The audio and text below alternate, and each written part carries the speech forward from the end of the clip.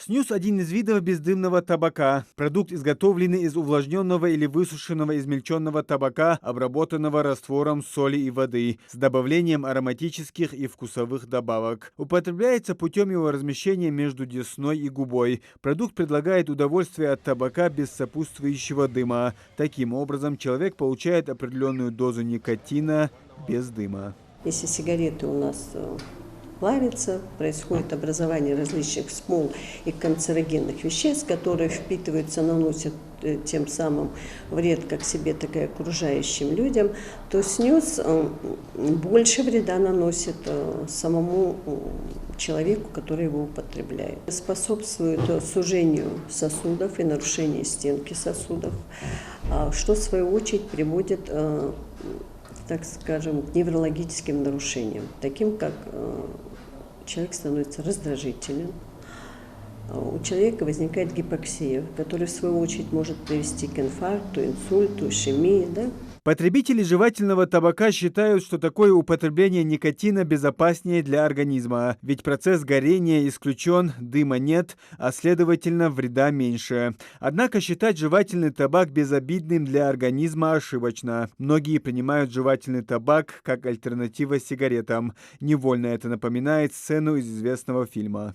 Примешь синюю таблетку, и сказке конец. Ты проснешься в своей постели и поверишь, что это был сон. Примешь красную таблетку, войдешь в страну чудес. Я покажу тебе, глубока ли кроличья нора.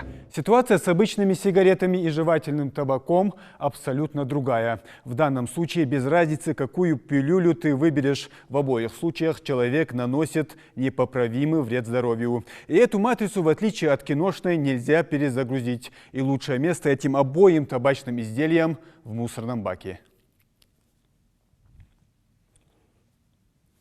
Многочисленные исследования подтверждают, что снюс не является заменой обычным сигаретам и тем более способом бросить курить. В настоящее время актуальна проблема употребления снюса как взрослыми, так и несовершеннолетними.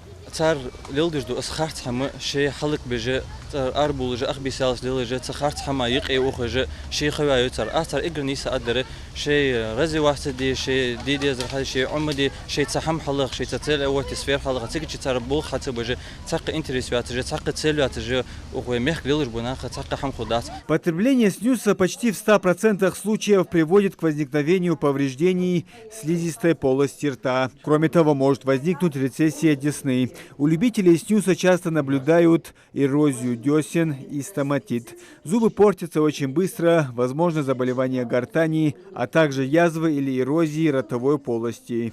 Нередко страдают пищевод и кишечник. Вызывает такие предраковые заболевания, которые потом и переходят в онкологические заболевания, то есть рак. Чем раньше в возрастной группе ребенок начинает употреблять снюс, тем хуже состояние этого человека. Вредность снюса доказана уже давно, из-за чего в России введен запрет на продажу сосательного табака. Поправки введены в 2015 году в Федеральный закон об охране здоровья граждан от воздействия окружающего табачного дыма и последствий потребления табака. В ходе наших контрольно-надзорных мероприятий, рейдовых мероприятий совместно с МВД мы, конечно же, смотрим, контролируем, мониторим эту ситуацию. Если нами обнаруживается реализация табака, конечно же, нами уже предпринимается мера административного воздействия, вплоть до конфискации через суд и возложения на этих виновных лиц административного штрафа.